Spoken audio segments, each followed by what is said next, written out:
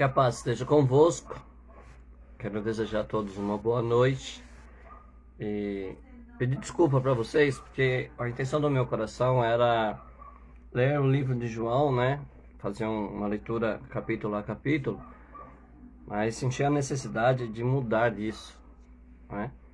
E aí eu queria ler com vocês, então, primeira epístola do apóstolo Paulo aos Coríntios, no capítulo 1, e o verso 10 em diante, amém? Você que tem sua Bíblia, que gosta de conferir aí. Então, 1 Coríntios, capítulo 1, verso 10 em diante. E a gente vai lendo conforme Deus nos permitir, amém? Rogo-vos, porém, irmãos, pelo nome de nosso Senhor Jesus Cristo, que digais todos uma mesma coisa, e que não haja entre vós dissensões, antes, sejais unidos em um mesmo sentido, e em um mesmo parecer.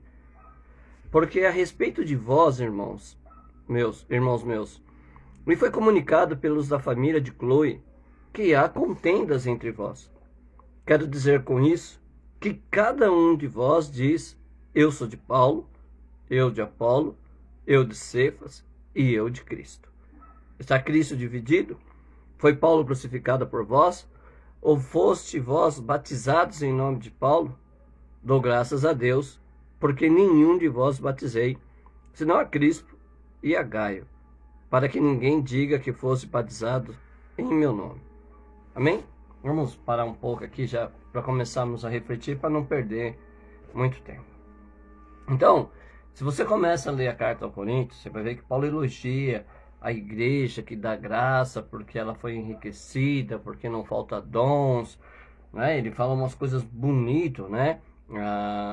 Em toda palavra, em todo conhecimento, foi o mesmo testemunho de Cristo confirmado entre vós. Ele elogia e ele saúda a igreja, dizendo que é a igreja de Jesus, né? A igreja de Deus que está em Coríntios. Então, não é para qualquer igreja que ele está escrevendo, e nem deixa de ser a igreja, porque ela tem alguns problemas, como nós vamos ver. Mas ele está aconselhando a liderança dessa igreja. Essas cartas, né, de Paulo, elas eram enviadas e a liderança pegava a carta e lia para os irmãos. Então Paulo está fazendo uma recomendação. Ele diz assim: ó, meus irmãos, em nome de Jesus Cristo, que digais todos uma mesma coisa, que não haja dissensões e que tenha o mesmo sentido e o mesmo parecer. Aí hoje nós estávamos no estudo lá na igreja e a gente estava falando sobre isso, né? A salvação, a fé, ela vem pelo ouvir e ouvir da palavra de Deus. Mas será que todas as igrejas estão apregoando a palavra de Deus porque tem o nome de igreja evangélica? Será que ela está pregando o evangelho? Né? Será que todas essas comunidades, as igrejas mais tradicionais, será que nós estamos falando todos uma mesma língua? Desculpa. E será que a gente, então, estamos todos certos? Eu acho difícil. Por que eu acho difícil? Porque dentro dos ensinamentos das igrejas, existem os pontos doutrinários. Doutrina, né, para algum pentecostal mais desavisado, doutrina é tudo que se refere a ensinamento, né? Não é os usos e costumes em si. A doutrina dos apóstolos era os ensinamentos que os apóstolos transmitiam porque tinham aprendido com Jesus, não é? E eles transmitiam esse ensinamento. Isso é a doutrina apostólica. E existem pontos doutrinários que nós entramos em conflitos, né? Que uma igreja prega de uma forma e a outra prega totalmente contrária a ela. Então, aí não dá para as duas estar certa. Uma dessas duas tem que se assumir que está errado, não é? E aí a gente vai ver um monte de questões doutrinárias que são divergentes, né? Que não batem, não seguem o mesmo sentido, não é uma mesma coisa. Que não é um ponto de vista, que não é um entendimento, né? Porque a palavra de Deus, ela tem, não sei se dimensões seria uma coisa que classificaria direito, mas tem profundidades, né? Você vai lendo e, por exemplo, você lê o Evangelho de Mateus, no Novo Testamento, para quem é novo convertido, Você lê lá Mateus a primeira vez, sem conhecer nada da Bíblia, a sua mente entende de um jeito. Mas depois de uns 2, 3 anos, você já leu a Bíblia um pouquinho, você vai, vou reler Mateus. Quando você relê isso, a sua mente já tem uma outra capacidade de entender por que que a Bíblia diz assim, ó, para que se cumprisse o que estava escrito, né? Como fora dito pelo profeta. Aí você já começa a entender, e aí quando você vai lendo, você já lembra, ó, eu li isso lá no profeta, eu vi isso no profeta. E existem uns outros meios para estudar a Bíblia, mas não é o importante aqui. Só que não é a questão apenas da forma que eu entendo, não é? É às vezes um contexto contrário um ao outro. E se a gente pegar os evangelhos, né, os 4 evangelhos que falam da vida de Jesus, eles falam com bastante coisas da vida de Jesus, e entre essas coisas algumas são comuns, né? Tem um, tem dois, tem três, né? Então coisas que tem que um descreve e outro descreve. A maneira como ele descreve é diferente. Você percebe na narrativa que ele está falando que não da mesma forma, não é uma cópia perfeita da forma que, vamos supor, Lucas narra, mas não é uma cópia perfeita do jeito que Mateus narrou. Então, pode haver essa divergência, né? Pode haver essa diferença, mas o contexto do que eles estão contando não é diferente, né? Eles não estão, por exemplo, Jesus curou o paralítico, mas Jesus curou a pessoa que tinha mão mirrada, né? São coisas diferentes. Não é isso que acontece. São pontos de vista, né? Um modo de olhar para a coisa que são meio pessoal de cada um, e quem vai conta de um jeito. Acontece um fato, você está dentro da igreja, por exemplo, num culto, acontece um milagre lá, cada um que está vendo vai conseguir ver de uma forma, mas o milagre é o mesmo, entendeu? Então ela não dá conflito teológico, ela não dá conflito doutrinário. Outras já dão. E aí Paulo, né, ele começa dizendo, ó, fale todos uma mesma coisa, porque eu ouvi dizer que está tendo uma certa confusão aí a respeito de vós, né? Uma certa contenda. E aí a gente percebe então agora na igreja de hoje que infelizmente, mesmo 2000 anos quase depois dessa carta, ainda existem algumas contendas entre nós. Quais são as contendas que Paulo vai dizer aqui? O que quero dizer com isso? Que cada um de vós diz, eu sou de Paulo, eu sou de Apolo, eu sou de Cefas e eu sou de Cristo. Dizem os historiadores que o pior de todas essas divisões era de Cristo.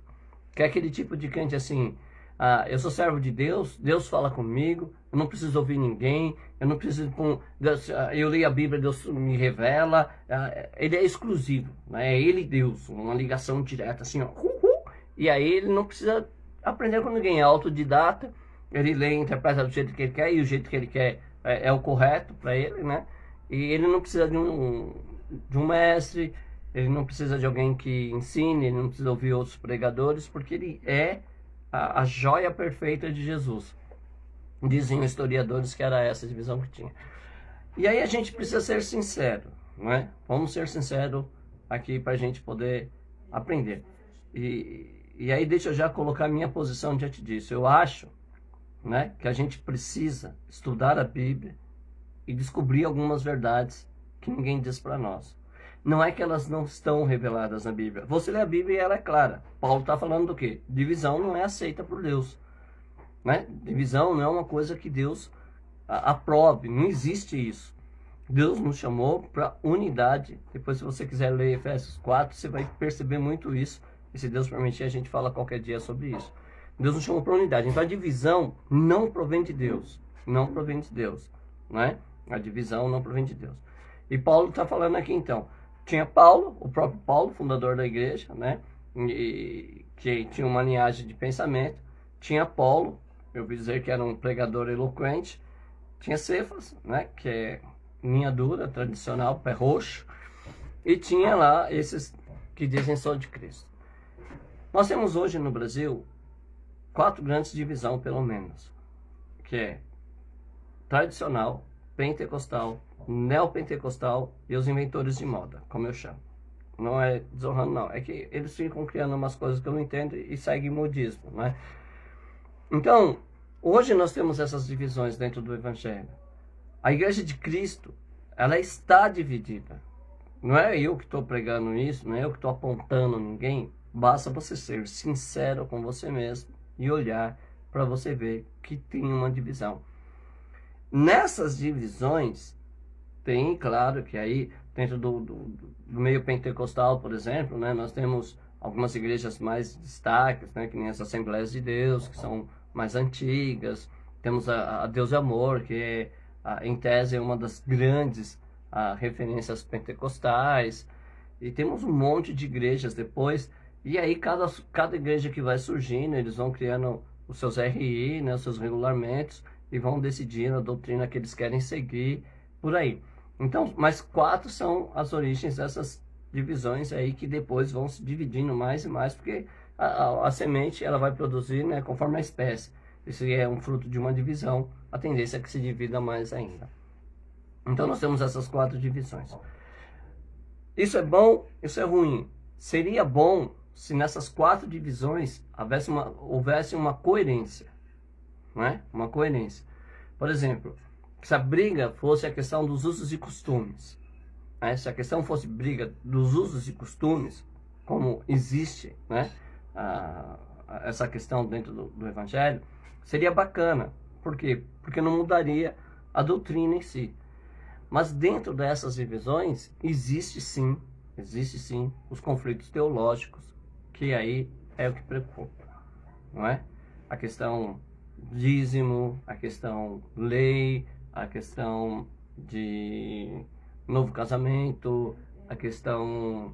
Bom, existem muitas coisas, que uma diz que pode, uma não pode, né? E aí ordenança de culto, ordenança de ministros, administração da igreja, tudo isso interfere na visão da igreja de Deus, não é? Na visão da igreja de Deus. E se tem uma diversidade, e a Bíblia diz que nós devemos falar uma só coisa, há uma grande possibilidade de alguém não estar certo.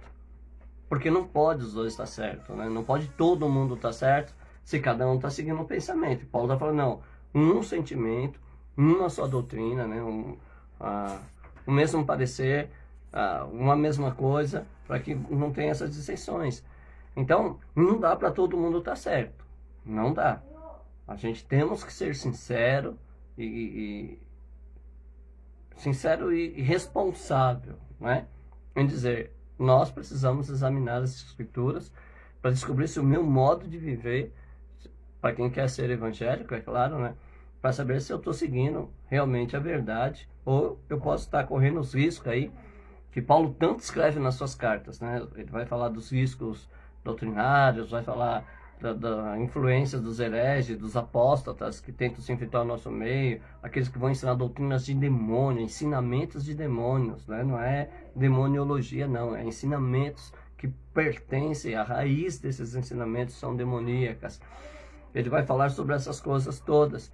E de repente, a gente, no afã, porque hoje a humanidade, né, ela tem um vazio espiritual muito grande, e algumas pessoas realmente querem achar um sentido para a vida dentro do Evangelho, né, dentro do cristianismo, vamos colocar assim. Então elas querem procurar a Cristo porque elas querem dar um significado para a vida. Mas se a gente for ler, que foi o texto que o meu pastor estava ensinando hoje na igreja, Mateus capítulo 7, ele fala que naquele dia vai chegar 2 grupos, né? Vai ter 2 grupos lá diante de Jesus. Um deles vai dizer assim, mestre, nós expulsamos demônio, curamos enfermos, tudo em teu nome. E ele vai falar assim, apartai-vos de mim que eu não vos conheço. Então essas pessoas são do cristianismo. Elas não são de outra religião, porque das outras religiões não usam o nome de Jesus para curar, não usam o nome de Jesus para expulsar demônio. Alguns nem acreditam nem na cura e nem na possessão demoníaca. Então, elas não usam. Então, essas pessoas são pessoas que tiveram contato com o Evangelho e que viveram dentro do Evangelho, fazendo até algumas coisas em nome de Jesus, sem, contudo, ser legítimo, né?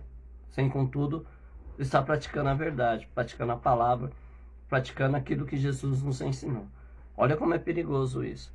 E aí como é que a gente vai saber se eu estou servindo a Deus da maneira correta? Se o que eu aprendi está correto? Quando que começa essa divisão? Lá em Coríntios, Paulo já tem necessidade de estar repreendendo os irmãos, aconselhando os irmãos a acabarem com isso, né? É responsabilidade da liderança da igreja acabar com qualquer divisão que surja dentro da igreja. A liderança é responsável por manter o corpo unido. A liderança é responsável por manter um mesmo parecer, de manter uma mesma coisa. Isso faz parte do trabalho da liderança eclesiástica, não é? E a gente conversava um pouco e falava até o seguinte: não adianta eu querer ignorar isso e achar que eu vou ficar livre, né? A gente tem a nossa responsabilidade, né? Quem é ungido, quem é posto por liderança, a quem muito é dado, muito será cobrado. Então a gente precisa refletir um pouco sobre isso.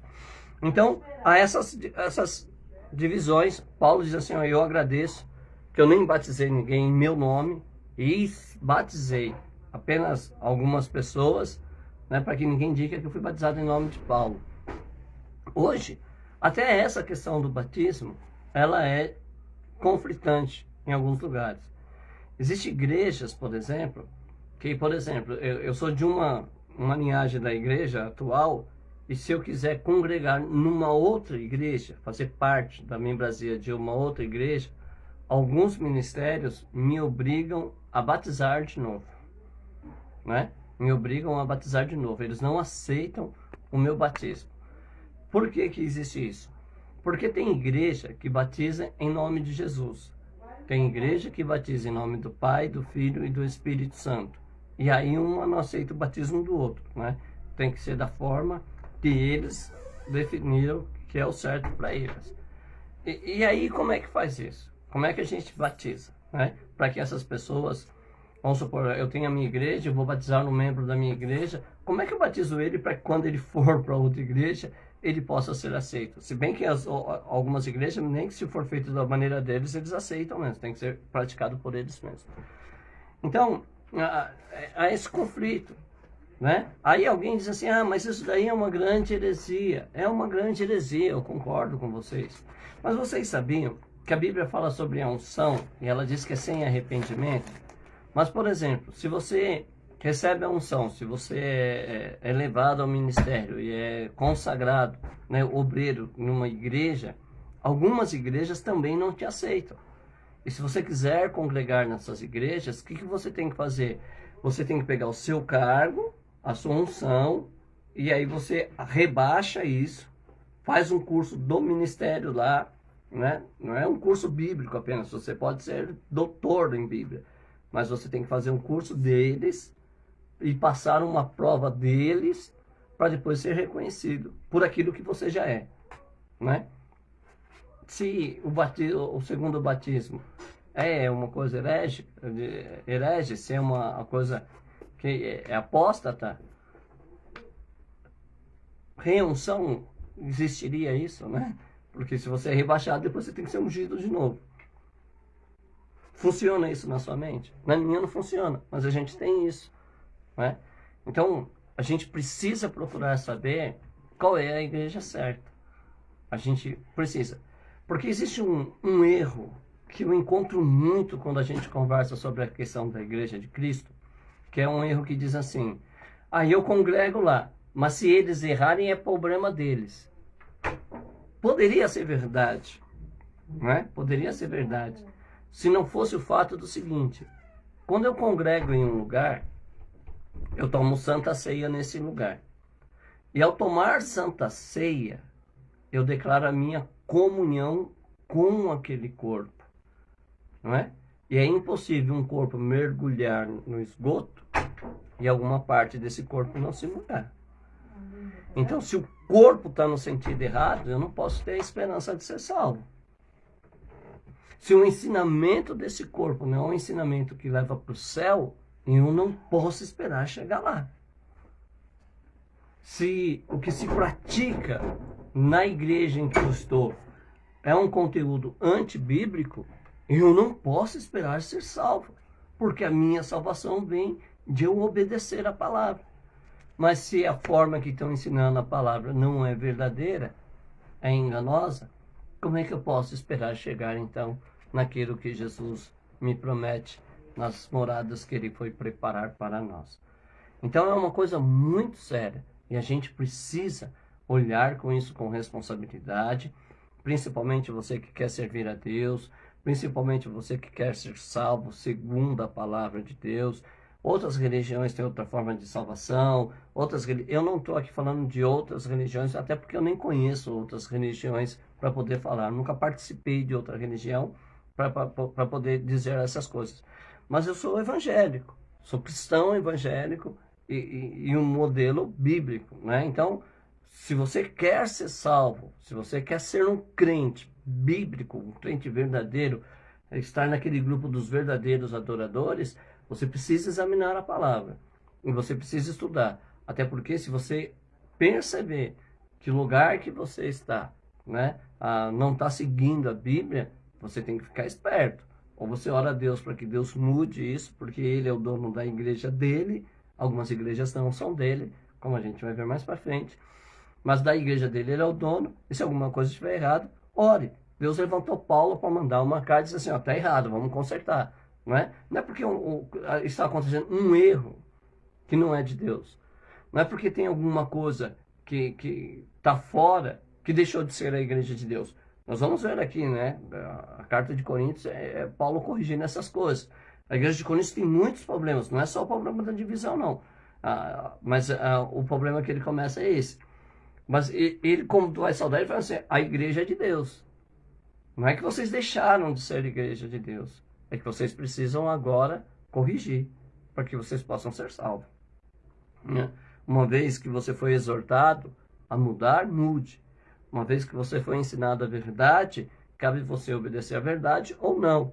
Quer escolher o engano? Não pense que vai ser salvo. Não é? Quer seguir filosofias? Quer seguir a teorias que não condizem com a Bíblia? É uma liberdade que Deus te dá. Só não posso dizer que você vai ser salvo. Né? A salvação vem pela palavra de Deus. Então Paulo, ele vai dizer essas coisas. E aí ele vai perguntar, né? Ó, Cristo tá dividido, né? Cristo, a gente consegue dividir o corpo? Se o próprio Jesus falou que todo corpo, né, todo reino dividido, toda casa dividida não subsiste, ele jamais vai apoiar a divisão. Jamais. Então a gente tem que pensar sobre isso. Aí eu pergunto, você já parou para pensar se você está servindo a Deus ou não? Você já parou para pensar se a sua vida, ela verdadeiramente está enquadrada na palavra de Deus? Se quando você olha no espelho, calmamente, você consegue ver uma pessoa ali que realmente está fazendo as coisas que Jesus mandou ou não é? Eu não posso te julgar, não posso. Eu posso te dar bases para você examinar a sua vida e aí você chegar à sua conclusão se você está seguindo o caminho certo ou não. Eu te julgar eu não posso, até porque eu não conheço você tão intimamente assim, eu não passo o que você passa, os caminhos, as experiências que você... Eu não posso te julgar. Na verdade, a Bíblia condena qualquer pessoa a julgar pessoa. Nós julgamos ações, atitudes, mas pessoas não posso julgar. Mas Paulo diz na Santa Ceia, que nós vamos passar Coríntios também, que cada um deve julgar a si mesmo. Você sabe se você é um servo de Deus ou não. Entendeu? Aí, esses que dizem lá, Senhor, Senhor, que Jesus fala, ó, não conheço vocês, apartai-vos de mim, vocês praticam a iniquidade, eles sabem que não estão obedecendo a Deus, não é?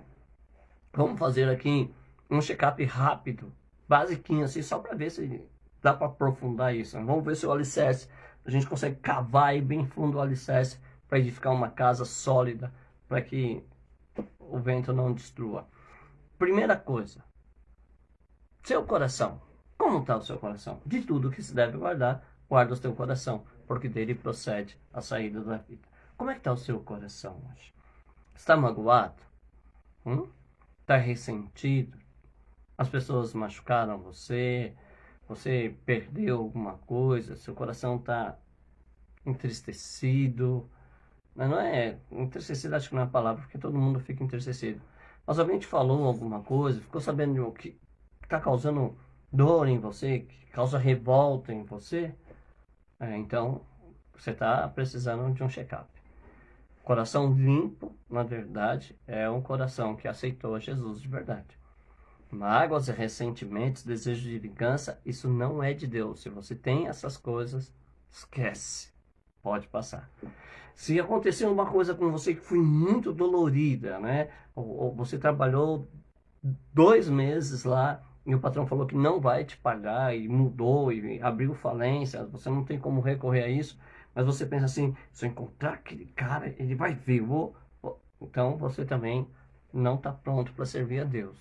Você primeiro tem que resolver isso dentro de você, abrir o seu coração para perdoar, e aí depois sim, você pode ser um servo de Deus. Porque é o princípio, né? Sem perdão, se você não perdoar, Deus não tem como te perdoar. Palavras de Jesus. Então não dá para ser servo de Deus assim. Eu vou para a igreja, Deus me usa. E tá, eles falaram, em teu nome expulsei demônio, curei enfermo. E Jesus falou, nem conheço vocês, rapaz, vocês usaram o meu nome em vão, não é? Então é isso. Então, mágoa, ressentimento. Passou nesse teste, belezinha. Então vamos lá. Tiago diz que a fé sem obra é morta. Como que você tem vivido o seu evangelho, né? Como é que é a relação de fé que você tem aprendido? A sua fé é aquela fé que fala assim, ô Senhor, me ajuda a olhar no meu guarda-roupa, a ver as roupas que eu não estou usando e que estão em bom estado, não é os trapos furados, não.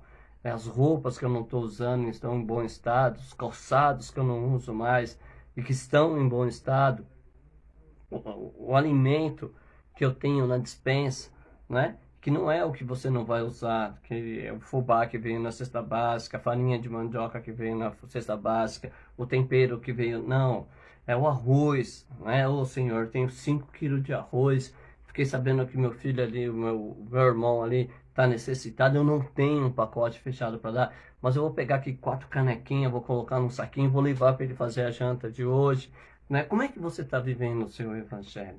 É um evangelho de doação ou é um evangelho filho da sanguessuga? Dá e dá.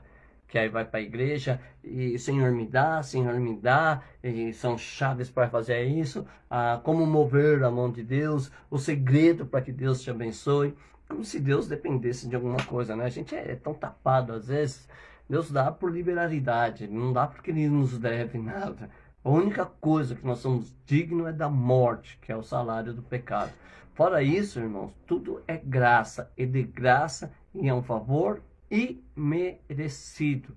Então, se o seu evangelho também é um evangelho de pagar preço, venha para o evangelho de Jesus, que é o evangelho da graça, de graça, para viver o dom imerecido. Favor imerecido. Se você não merece, você não pagou. Porque se você pagou, você merece. Se eu vou no mercado e pagar por uma mercadoria, ela é minha por direito, eu mereço levar aquilo embora.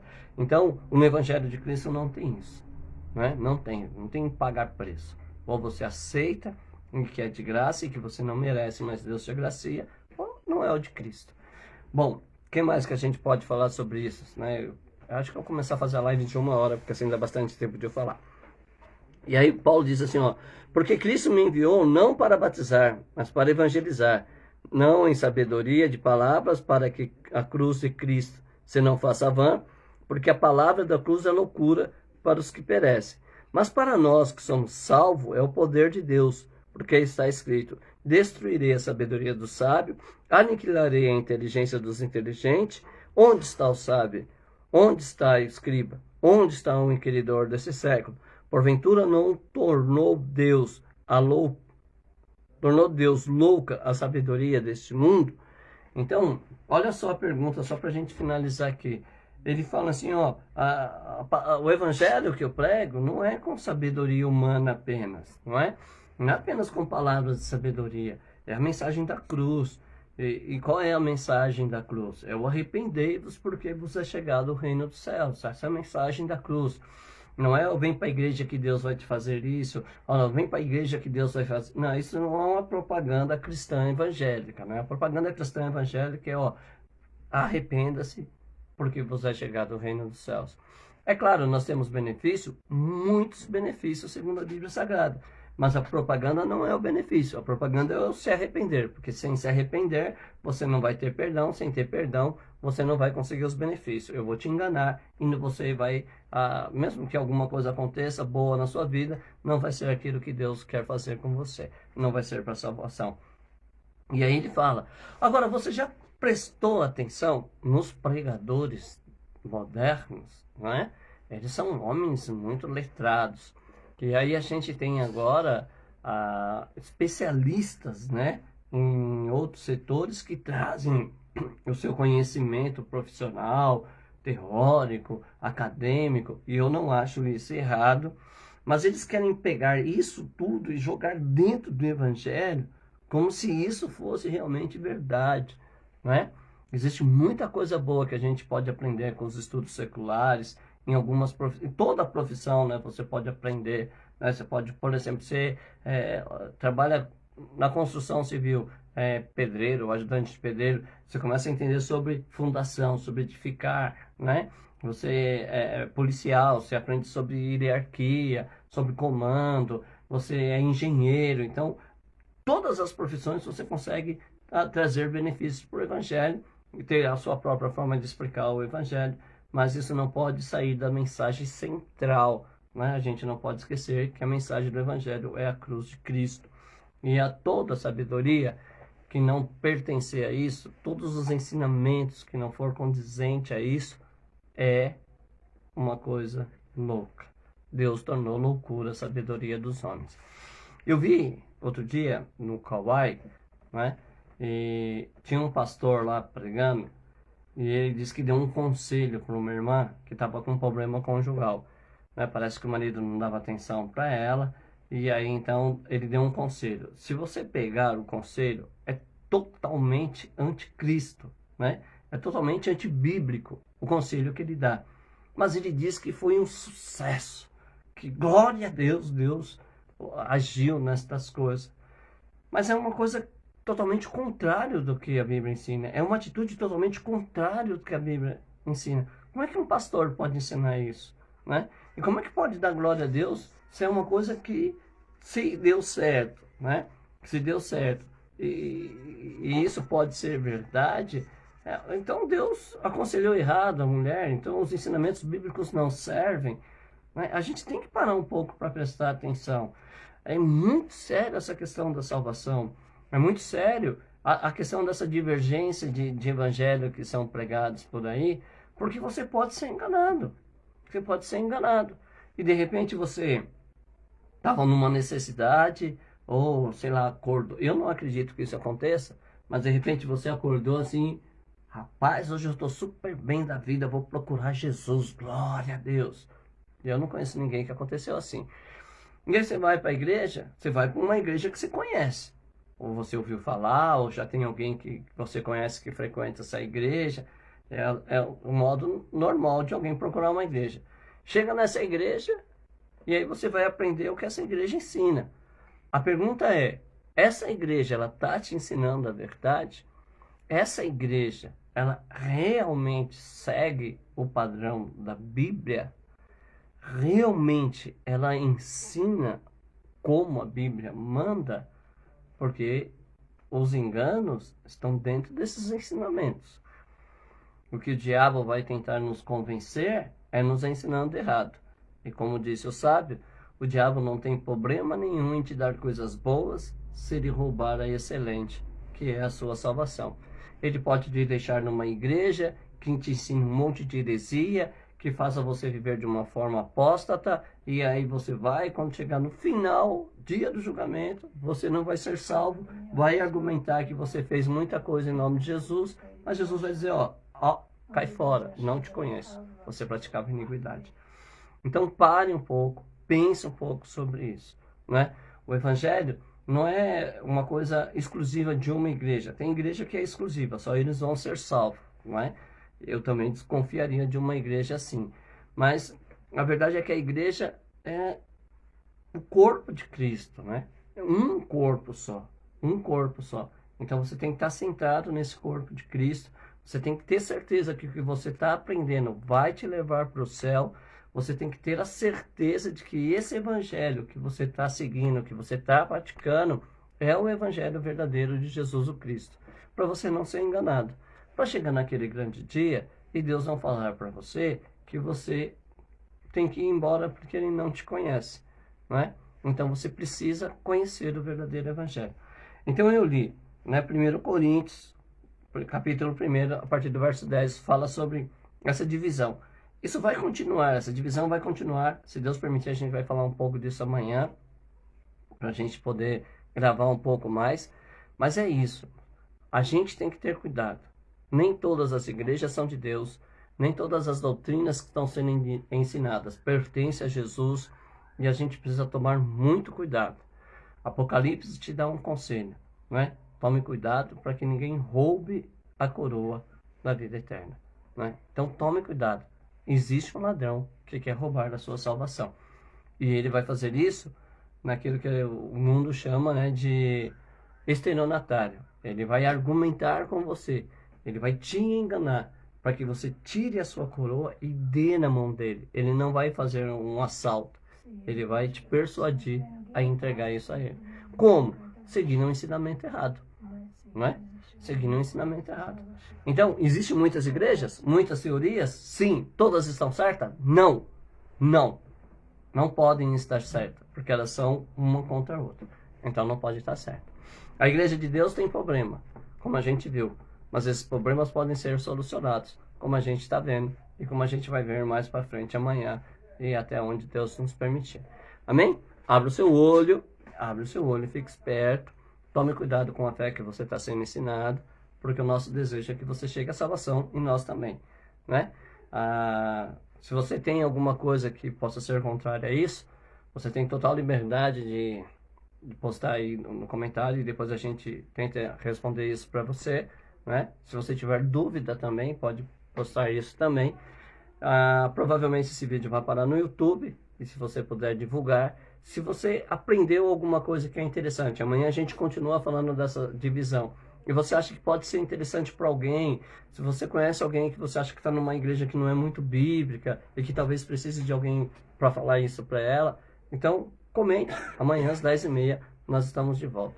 Tem muita gente para mim agradecer a presença, não é? Eu digo que eu não gosto de citar nome, para não ser injusto com ninguém. Então eu quero agradecer a presença de todos. Quero pedir que continue orando por mim, como disse Paulo, para que me seja dada a palavra com confiança, para que eu possa falar do evangelho puro, verdadeiro para você. Eu dependo das orações de vocês, orais uns pelos outros.